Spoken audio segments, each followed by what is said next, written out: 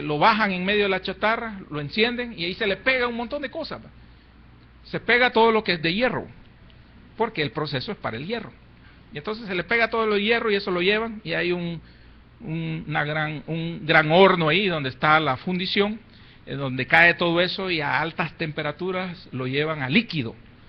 Y entonces usted ve los colores anaranjados, rojizo, amarillo, encendidos, vivos los colores en eso, y luego meten unos crisoles, unos peroles grandes, en donde lo llenan y lo elevan, y eso va líquido ahí, a grandes temperaturas y con unas grandes protecciones, lo llevan y luego lo vacían, y con eso empiezan un proceso de hacer las varillas, esas varillas lisas y varillas corrugadas, ahí están.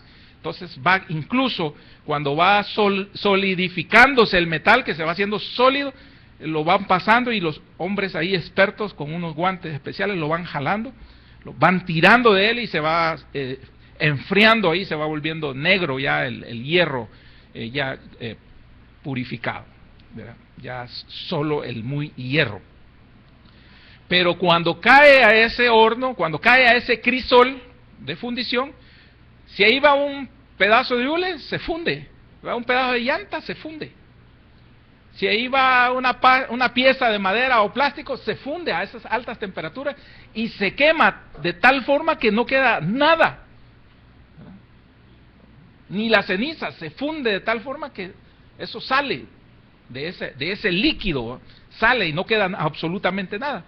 Entonces, Elías tendría un nuevo trato, un refinamiento, enviado para ser refinado. Así que cuando el Señor nos envía a Sarepta, nos está enviando a refinarnos. Nos van a hacer la sintonía fina, ¿verdad? En los equipos de antes de las radiocomunicaciones, la sintonía fina, es cuando usted ya iba a trabajar perfectamente, ¿verdad? En la frecuencia justa, ¿verdad? Entonces, ese refinamiento para su vida, esa era la misión del crisol, porque allí iba a separarse la escoria del alma que todavía había en Elías, de lo puro, es decir, todo lo mundano, todo lo natural, todos los hábitos, o mal hábitos en este caso, iban a ser eliminados y iba a quedar puro, espiritualmente hablando, moldeable y agradable a Dios. Igual cuando la visión que es presentada a Jeremías, que está la masa de arcilla, barro, en las manos del orfebre. Ahí él han sacado todo lo que no se necesita, las piedras, ¿verdad? Lo que no es arcilla ya salió. Ahí está la masa ya con la cantidad de agua suficiente para moldear. Ahí está lista para las manos del alfarero en ese caso, que él va a hacer lo que él quiere con ella, o sea, lo que tiene pensado. No se lo está diciendo, mira masa, a vos te voy a hacer una jarra, a vos un cantarito de agua, y te voy a pintar unas líneas ahí de color. No le está diciendo, simplemente lo tiene en mente, y lo va a hacer. De la misma manera, a Elías le dijeron, levántate, vete a Sarepta. Entonces, Sarepta también significa un viaje largo, porque de donde estaba, del arroyo de Kerib hacia Sarepta, eran más o menos, ahí lo vi en un mapa, más o menos son 120 kilómetros, por desierto, la mayor parte, y en tiempos donde no se usaban carros, era a pie, ¿verdad? Entonces, había una caminata, porque así es nuestra vida, es una caminata, ¿verdad? De lecciones, de preparaciones, es una caminata en donde nosotros vamos a alcanzar una perfección al final, cuando el Señor nos perfeccione, estando en vida o estando en reposo, ¿verdad? Él nos va a perfeccionar, pero la caminata actualmente es la lección de vida para nosotros. Un lugar de desierto para caminar, de esfuerzo, porque el Señor en este sentido permite que haya un esfuerzo en nosotros, porque mire, qué tremendo es cuando nos acostumbramos a que todo nos llegue a la boca. Eso es enfermizo, ¿ya? Fíjese que en Hay una película de muñequitos, ¿verdad? Que es de un robotillo. Que, no me acuerdo cómo se llama el robot. Es igual, algo así. Wall-E, okay, Wall-E. Entonces, los humanos que están en la nave están totalmente dependientes, ya no hacen absolutamente nada. Entonces, se empezaron a deformar. Y entonces, funciones que ellos tenían ya no hacen, ya no realizan. Porque están muy acomodados. Muy acomodados. Y espiritualmente no nos podemos acomodar, ¿verdad? Entonces, el Señor, de vez en cuando, tiene que darnos lecciones de vida. Caminar hacia Sarepta y ser tratados en Sarepta. Por eso, Sarepta, ¿verdad?, significa que ahí vamos a tener un trato, un refinamiento nosotros. Sarepta de Sidón, ese es el segundo, que era un pueblo de gentiles, no eran israelitas, de aquellos, ¿verdad?, con los que Elías hubiese preferido no tratar, no mezclarse, o sea, en el sentido de estar con ellos, porque según las creencias y según las convicciones religiosas de Elías, estos eran menos que él. Los gentiles eran menos que él, porque él era del pueblo escogido de Dios.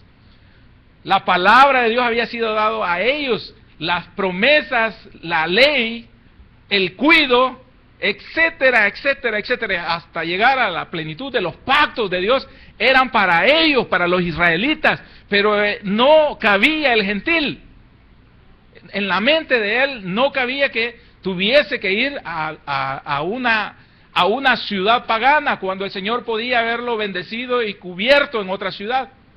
Mas, sin embargo, el Señor tiene un plan, y entonces lo manda ahí. Porque el Señor quería demostrarle en una forma diferente a Elías de bendición. Una forma diferente de bendición para Elías y para su receptor. Porque cuando el Señor usa un instrumento de bendición para usted, el instrumento de bendición es bendecido primero. O es alcanzado con la bendición para poderlo bendecir a usted. Y también es una bendición, como lo enseñábamos hace algún tiempo, quizás hace un año, hace un poco más de un año, que es bendición para aquel que da al que bendice. Entonces, yo quiero que Dios me bendiga, entonces yo doy. Y se recuerda que les ponía que fui tratado en esa área en aquella ocasión, pero quizás muchos no lo han oído. A mí una persona me dijo, te quiero bendecir. Y yo le dije, no, yo estoy bien, o sea, te quiero dar algo. Y yo dije, no, si yo estoy bien, o sea, en ese tiempo pues estaba bien mal, pero yo creí que estaba bien. Y entonces, al final, la enseñanza era que me dijo, no, espérame, es que yo quiero ser bendecido. Él era cristiano también, no de la congregación, pero él me dijo, yo quiero ser bendecido. Y entonces, al bendecirte a ti, y tú rechazar la bendición, me estás quitando la bendición a mí. Y yo quiero sentir esa bendición de parte de Dios en mi vida. Entonces, el Señor me lo puso en mi corazón. Ay, ve qué haces. Pero lo que yo quiero es dártelo y que tú lo recibas. Lección para mi vida. Lección. Quizás también uno de los aspectos difíciles para mí, las veces que el Señor me permitía o me ha permitido compartir fuera de aquí. Cuando la gente lo quieren bendecir a uno. Entonces yo sentía incomodísimo esa parte. Porque sentía yo que, en primer lugar, en la parte, digamos que más espiritual mía es, ¿verdad? No, si el Señor me bendice, ¿verdad? Y cómo voy a permitir que hagan un sacrificio ahí para darme. El Señor me ha dado trabajo secular, ¿verdad? Pero está hablando mi orgullo, ¿verdad? Y entonces, y también, ¿verdad? Como si yo me deleito en predicar. Bueno, o por lo menos he sido obediente a que me lleven a predicar, pues, y he sido como Elías, levántate y vete. Entonces he llegado y he predicado, porque me mandan, y si no me mandan, me mandan. Y entonces he aprendido esa parte. Pero en la naturaleza de aquel que no le gusta depender, ¿verdad? Entonces dice, hay una incomodidad. ¿Verdad? Usted estando bien en todos los sentidos y que lo quieran bendecir, entonces dice, no, si hay otra gente que lo necesita más. Pero es un mal entender, ¿verdad? En esto es un mal entender. Porque el Señor quería demostrar una forma diferente de bendecir a Elías, pero también a esa mujer en especial, ¿verdad? Y de bendecir a esa mujer de tal forma que se convirtiera en una lección, en una escuela, porque más adelante lo toca el Señor, en Lucas 4, 25 y 26, si me acompaña. Lucas 4, el Señor Jesús toca esa porción. ¿Qué tal si Elías no le obedece? Aparecería el nombre de otro, ¿va? El Señor lo hubiera hecho. ¿Verdad?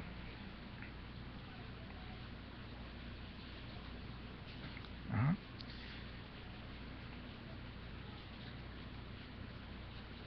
Dice 4:25 de Lucas. Y en verdad os digo que muchas viudas había en Israel en los días de Elías. Amén.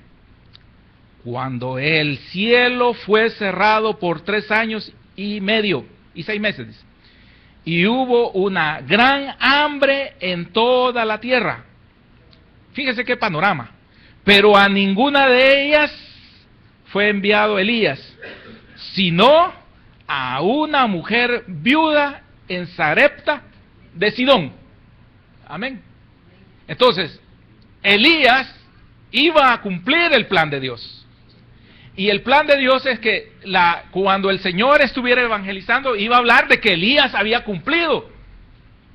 Y que había muchas necesidades, y que habían muchas viudas en Israel, y que había muchas viudas en otras partes. Pero el Señor enfocó su bendición exclusivamente en una mujer, una viuda que estaba allí en Sarepta. Y eso hemos hablado de la grandeza de Dios que mueve toda su maquinaria celestial, todo su poder para poder llegar a bendecir a usted.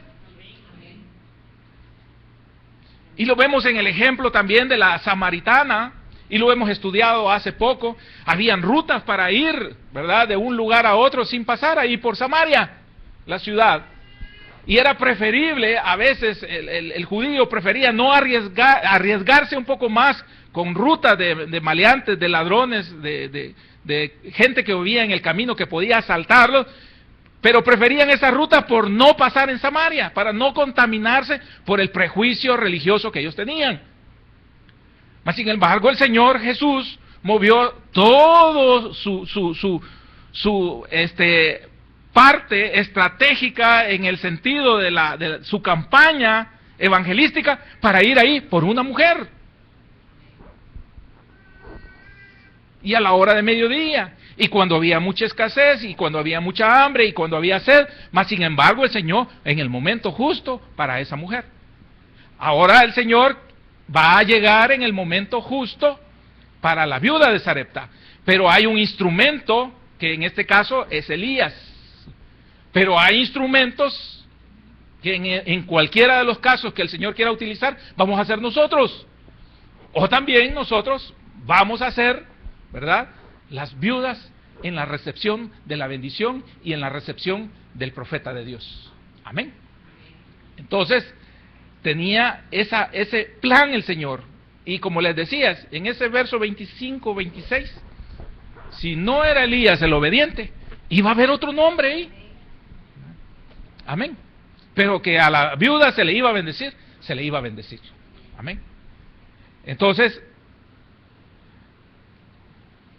también, fíjese que no usó la esposa de un hombre rico, de un mercader, de un terrateniente, de un principal, ¿verdad? El Señor no usó a una viuda. Y la costumbre en aquellas épocas era que la viuda perdía todo la herencia que tenían, las perdían, ¿verdad? Se repartía, si habían hijos, en los hijos. Pero las mujeres normalmente estaban dependiendo de la caridad, ¿verdad?, de los reyes, de los gobernantes que hacían su estrategia. Más sin embargo, el pueblo de Israel, la ley también pedía protección para las viudas, para los ancianos, pero no gozaban de la libertad y de los recursos, ¿verdad?, que pudiera tener una mujer casada o un hombre, en todos los sentidos. A eso agréguele que hay 3 años y medio de sequía.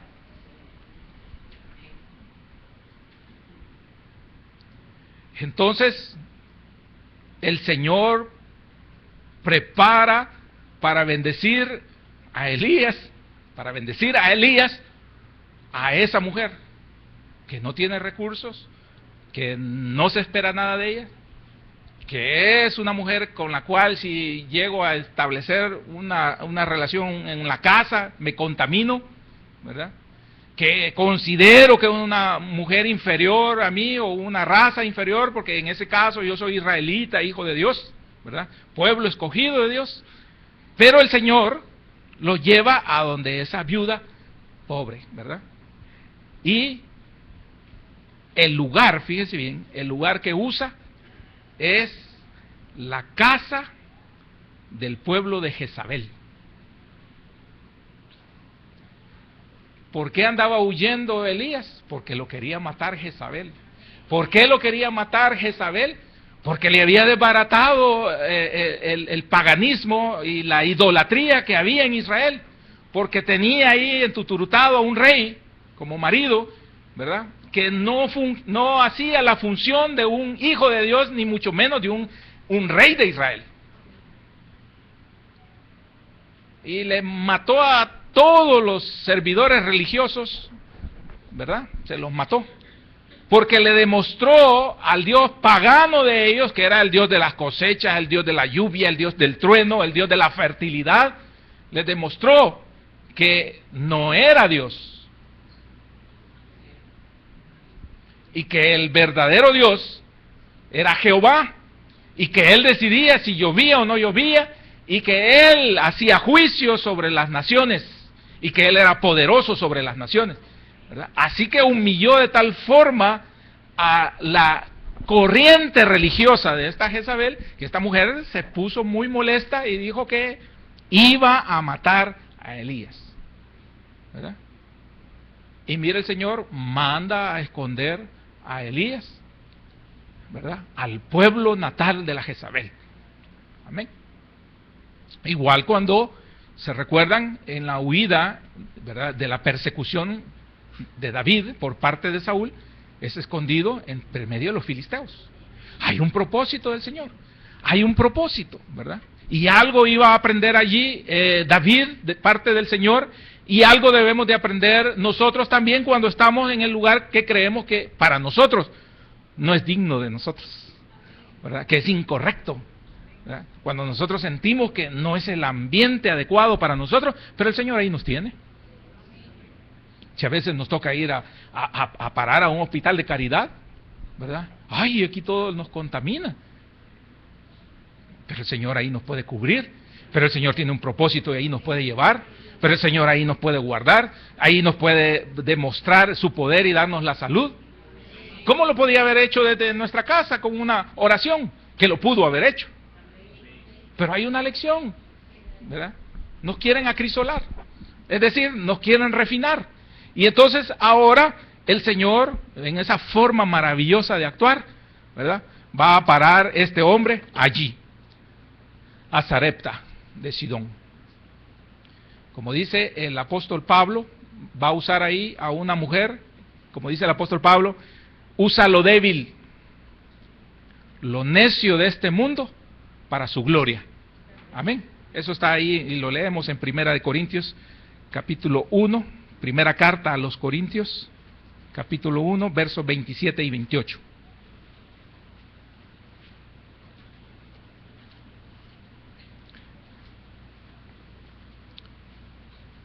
Dice el 27, sino que lo necio del mundo escogió Dios para avergonzar a los sabios, y lo débil del mundo escogió Dios para avergonzar a lo fuerte, y lo vil del mundo y lo menospreciado escogió Dios, y lo que no es, para deshacer lo que es.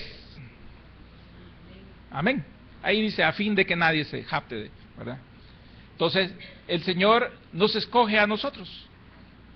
De una forma sobrenatural nos escoge a nosotros, cuando por nosotros nadie da 5, ¿verdad? Cuando nosotros estamos llenos de defectos, cuando nosotros tenemos tanta imperfección que cualquiera nos puede señalar, con justa razón nos señala, ¿verdad? Porque somos totalmente defectuosos. Bueno, ahí dice que somos necios, imagínense, qué tremendo, ¿verdad? Somos débiles, mas sin embargo el Señor escoge de esa forma para cumplir un propósito. Y en este caso escogió a esa mujer, ¿verdad?, que no tenía recursos, que no era nadie, que no era ni israelita, para decir que tal vez venía la bendición porque era israelita, ¿verdad? Es un tiempo de crisis, es un tiempo de escasez, cuando la mujer estaba también preparándose para morir, de hambre, ¿verdad? Y el Señor la escoge a ella. Esto nos debe hacer a nosotros reflexionar, ya que el Señor, fíjese bien, el Señor es ley. Es ley. ¿Por qué? Él es ley en sí mismo y lo que pide de nosotros es fe y obediencia. ¿Por qué es ley? Porque Él llama santo y puro lo que nosotros podemos llamar inmundo. Amén. ¿Se recuerdan de Pedro cuando le muestran el lienzo?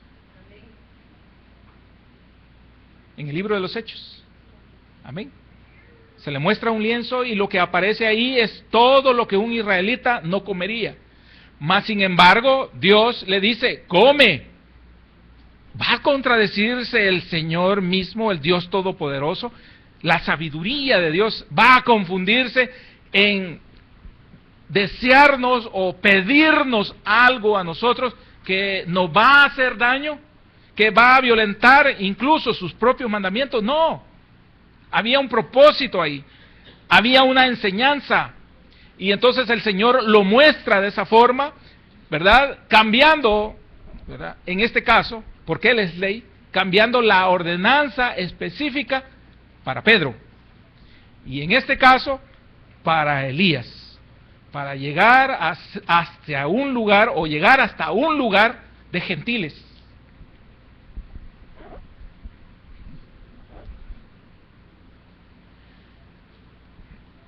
En el verso 9, volvamos a la porción que estamos estudiando, en el verso 9, dice, el Señor dijo en el 8, vino luego a él palabra de Jehová diciendo, verso 9, levántate, vete a Sarepta de Sidón y mora allí.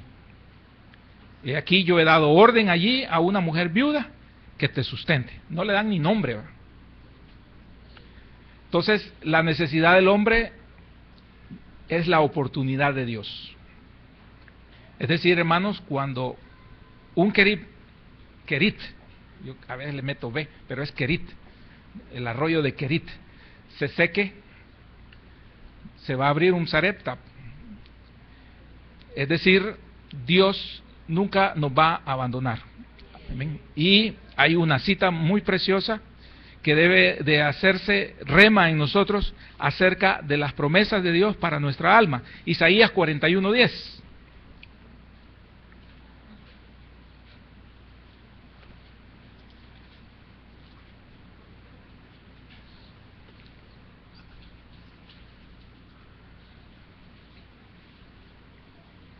No lo lea todavía, solo míreme. Solo véame aquí. No lo lea la porción todavía, 41:10. Muchos llegamos, o muchos hemos llegado, y tenemos temor. Muchos hemos recibido la palabra de Dios una y otra vez, y siempre albergamos temor, inseguridad. Creemos que Dios, aunque ha dado su palabra, no la podemos hacer nuestra y confiar plenamente en Él, en el caso de su dependencia. Y entonces el Señor establece palabra como esta, porciones como esta, que son como un oasis para nosotros, ¿verdad? Son como un Elim, en donde nosotros nos refrescamos. En medio de nuestra caminata nos refrescamos. sentimos nuevamente vida, ¿verdad? Pero la idea es que estas promesas deben de sostener nuestra alma. Deben de sostener nuestra alma. Entonces, el verso 10 dice, no temas. Así comienza el Señor. Porque yo estoy contigo. No desmayes, porque yo soy tu Dios que te esfuerzo. Siempre te ayudaré.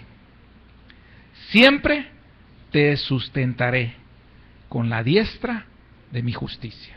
Amén.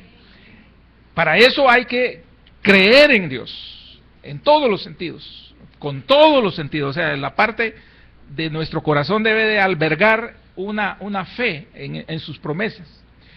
Como le decía, a veces pasamos situaciones, nosotros nos metemos a estas situaciones. Elías se había metido a esa situación, porque tuvo temor de morir en manos de Jezabel. Aquel hombre que era capaz de eliminar a un montón de sacerdotes paganos, albergó en su corazón un temor. Mas sin embargo, el Señor había hecho promesas a este hombre, como hace promesas a nosotros para depender de Él. Y en los momentos de crisis, el propósito de Dios es que recordemos esas promesas. En los momentos de dificultad, recordemos sus promesas.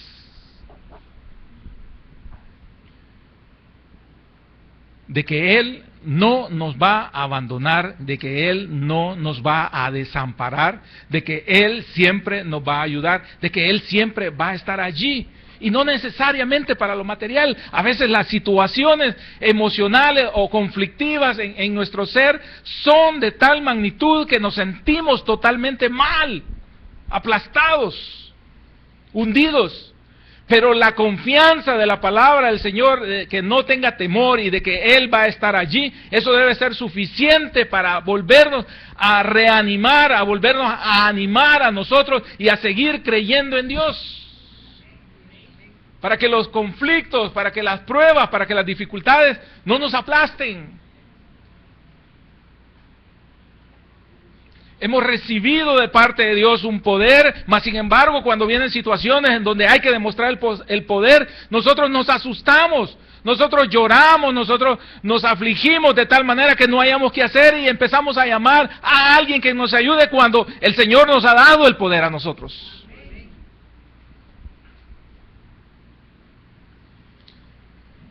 En el hombre especialmente, el tormento más grande es no tener el empleo, porque el hombre por su naturaleza es un suplidor, ¿verdad?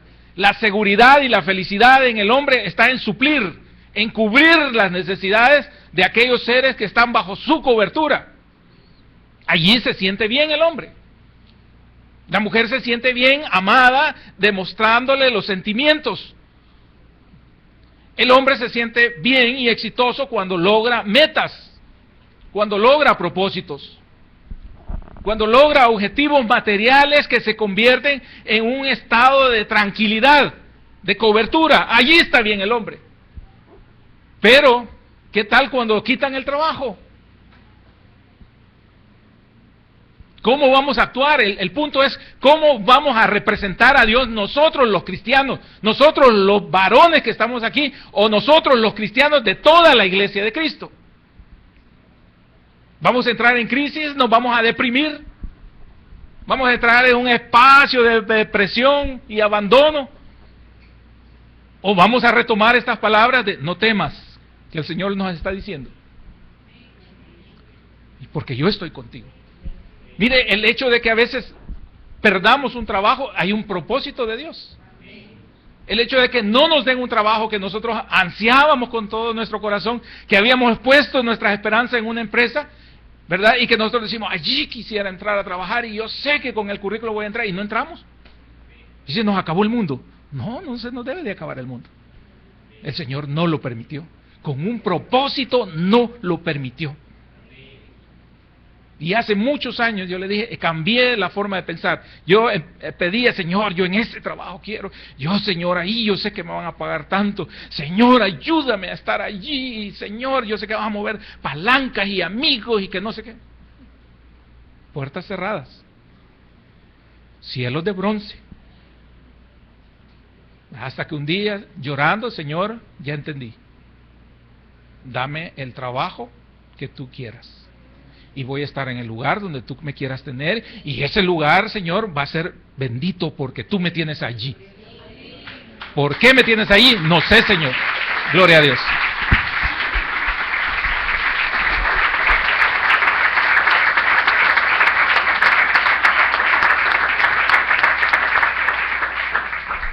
¿Por qué me quieres tener ahí, Señor? No sé. Quizás ese lugar va a sobrevivir porque ahí hay cristianos. Porque va a haber necesario ganar un alma ahí.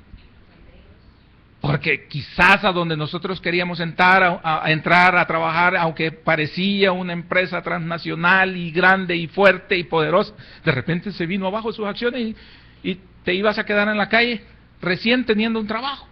No sabemos. Elías no sabía qué iba a pasar. No sabía. Pero Elías confiaba en el Señor, sin preguntar nada. Nosotros hacemos pataleta, rabieta. Nosotros ahí nos revolcamos y le decimos, Señor, quizás ya no me quiere, quizás ya no me ama. Señor, ¿y que no soy tu hijo? Ayúdame, Señor, yo te sirvo. Y nuestras oraciones se vuelven fervorosas, ¿verdad?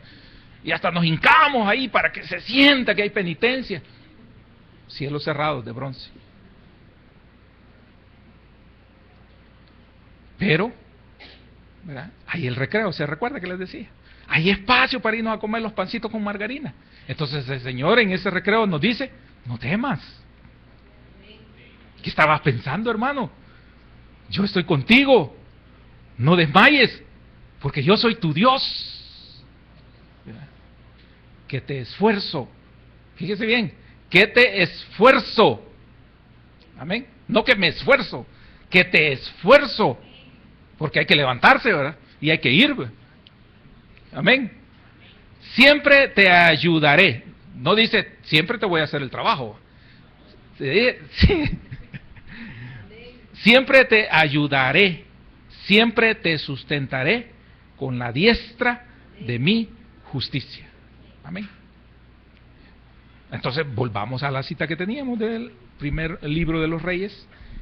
En el verso 9 le dice, levántate, vete a Sarepta de Sidón y mora allí. Habla el Señor de la provisión que Él tiene, fíjese bien, le dice, he aquí yo he dado orden allí a una mujer viuda, no le dicen ni el nombre, que te sustente. Amén. El Señor quería que su siervo, su hijo, siguiera dependiendo de Él, de su provisión, de su poder, de su bondad, de su misericordia, como antes, como ahora y como debería ser en el futuro. La dependencia total para mañana también de parte de nosotros, de la mano de Dios. El hecho que Dios llamara a Elías a ir a Sarepta, a casa de una viuda, constituía también no solo una prueba para su fe y una obediencia, ¿verdad?, que hay que tener para el Señor, sino también una prueba de humildad. Amén. Y aquí viene lo difícil, porque nosotros somos orgullosos, somos autosuficientes. Mire, somos creídos, hombre, somos creídos, ¿verdad? Entonces el Señor nos empieza a bendecir y el Señor nos prueba, porque a veces viene el regalo y el regalo de una hermanita o de un hermanito es, mire, fíjese que esto está usadito, pero yo quiero regalárselo para que usted lo use. ¿Qué sale a flor de piel de nosotros? ¿Qué sale a flor de piel? ¿Qué sale? Mire, una vez estuve en México por trabajo y entonces me congregué allá, fui a una iglesia y ya lo he contado, pero el pastor estaba predicando y decía yo, ahora estaba ahí ya tenía como 5 o 7 años de estar en esa iglesia, pero había estado en el campo. Y entonces dice que una vez estaba orándole al Señor, no tenían que comer.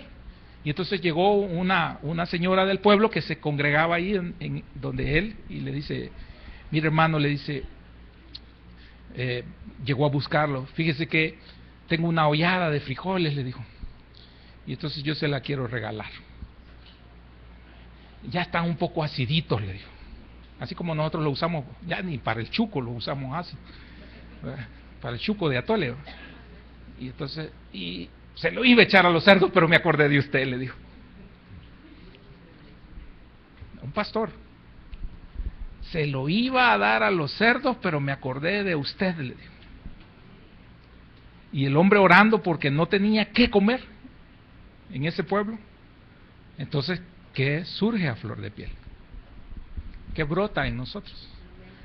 Y a veces son pruebas, ¿verdad? Son la escuelita que estamos ahí.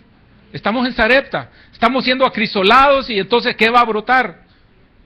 Entonces, ¿vamos a rechazar? ¿Nos vamos a volver orgullosos? Estos trapos los voy a quemar usados, a saber quién se los ha puesto, los vamos a quemar.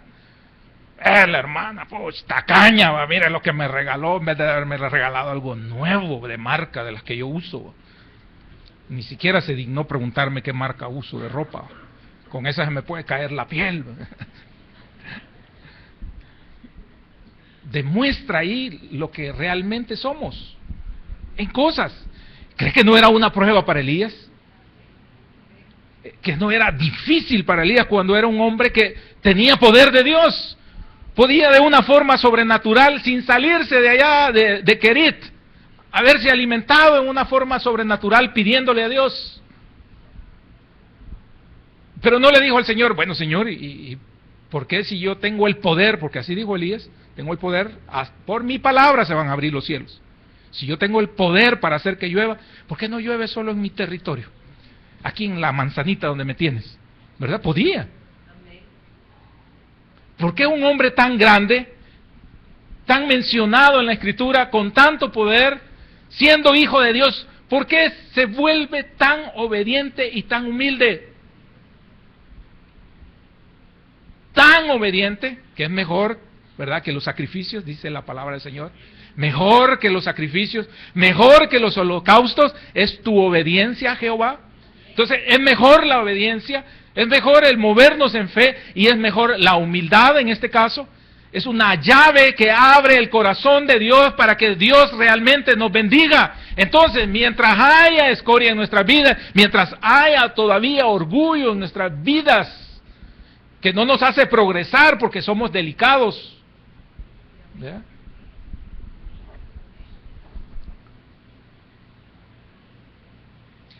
Qué herida en el amor propio, ¿va?, para Elías y para ti, hermano, y para mí.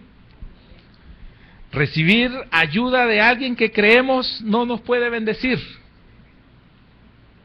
que no nos debe de bendecir, que trato para nuestro orgullo, para nuestra autosuficiencia, para aquellos que hemos dicho que dependemos de Dios, ¿verdad?, y que Dios obra milagros en nosotros y a través de nosotros, y que venga alguien y nos quiera bendecir y que consideremos que no es digno. Y es el instrumento del Señor. Y si no, no pasamos la lección. Qué tremendo, ¿verdad? La palabra viuda, fíjese bien, nos habla de debilidad, de soledad, de pobreza, de escasez. No creemos que alguien así, hoy en nuestras vidas, que alguien con esas características, no viuda, sino que con esas características nos pueda bendecir. Mas sin embargo el Señor, de allí sale la bendición. De allí saca la bendición para nosotros. Y nosotros no queremos entender que hay un propósito de Dios. Entonces nosotros vivimos renegando, pidiéndole a Dios, y Dios nos ha querido bendecir, pero como no le hemos querido hacer caso a la viuda, porque no le hemos querido hacer caso a Dios de ir. Fíjense que más adelante, no tengo la cita bíblica, pero ella estaba a la entrada, creo que en el 10, solo es un punto que no iba a tocar, pero recogiendo leña, dice ahí, estaba en la entrada de la ciudad, solo para referenciar lo pobre que era esta mujer. El original no es recogiendo leña, sino que dice buscando entre los escombros. O sea, no es recogiendo leña que tengo aquí mi terrenito, le di fuego y ahora voy a hacer leña ¿verdad? De los palitos que me han quedado ahí. No, porque dice un comentario que es de lo que se caía de otros que transportaban. Habían mercaderes entrando a la ciudad y caían ramitas, como que usted ande buscando tablitas ahí en el basurero y que de eso va a prender fuego y un pedazo de cartón. Eso estaba haciendo la mujer. Imagínense el nivel de pobreza que tenía. Pero imagínense también a Dios viéndola de lo alto, inclinando su rostro el Señor para alcanzarla a ver y decir: a esa mujer voy a bendecir y a través de esa mujer voy a bendecir a mi siervo. Y habían muchas mujeres en Israel, pero el Señor tenía la mirada en esa mujer. Y hay mucha necesidad ahora en El Salvador, pero el Señor tiene la mirada en usted. Y había mucha necesidad en El Salvador, pero el Señor ha decidido bendecirnos a nosotros en la misión cristiana Judá. Amén. Le damos palmas al Señor. ¿Sí?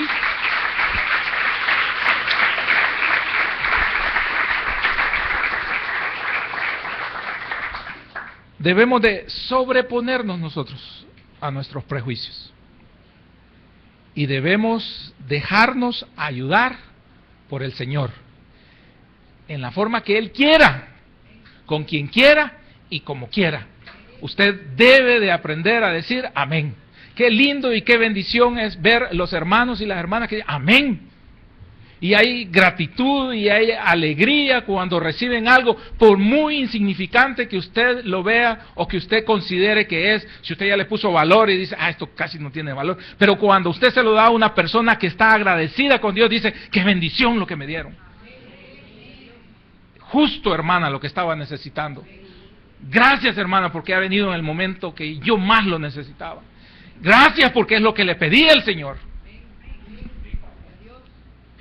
Volaremos nuestros prejuicios y tendremos esa actitud de agradecimiento. Entonces vamos a pasar el crisol. Entonces estaremos seguros, aunque estemos en Sarepta. Amén. Que el Señor añada bendición a su palabra.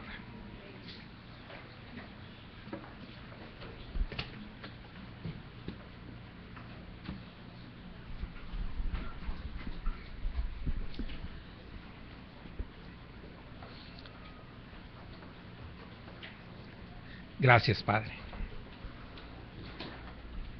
porque una vez más descubres mi corazón, Padre, que aún hay escoria, Padre,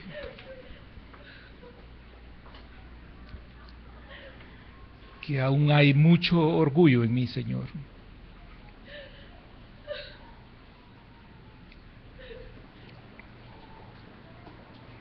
Gracias, Señor, por enseñarme a depender de ti, Señor. No importa a qué instrumento uses, a quién uses, Señor. Hoy valoro, Padre. Hoy valoro, Señor, todo lo que está en mi entorno. Porque muestra tu grandeza, Señor. Porque demuestra tu amor por mí, Señor, por esta miseria que necesita aprender, que necesita humillarse, Señor, que necesita cambiar.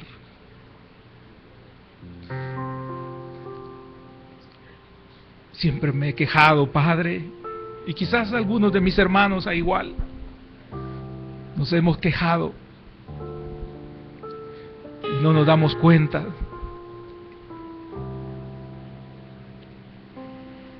de que tú, Señor, estabas usando esos métodos, esas formas, Señor, para bendecirme. Perdóname, Padre, porque olvido tus promesas. Olvido tu palabra, Señor. En los momentos de crisis, Señor, entro en pánico. Me da miedo, Señor, y me vuelvo vulnerable.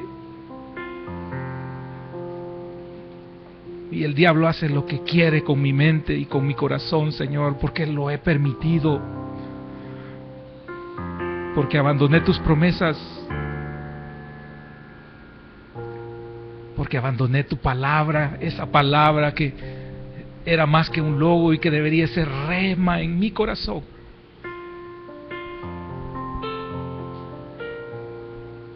Perdóname, Padre, también porque he despreciado tu bendición.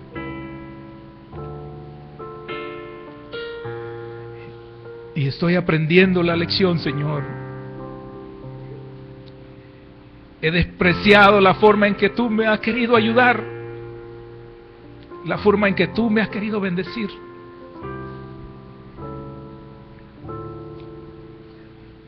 Me has quitado comodidad, me has quitado recursos y yo me he quejado, Señor.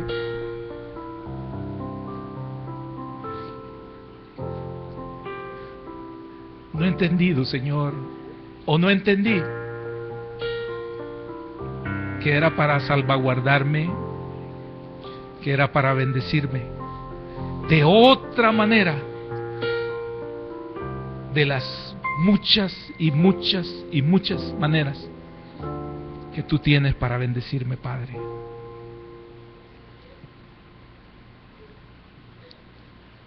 He entendido, Padre, ahora. He entendido a través de tu palabra y perdóname, Señor. Perdónanos, por favor, Padre.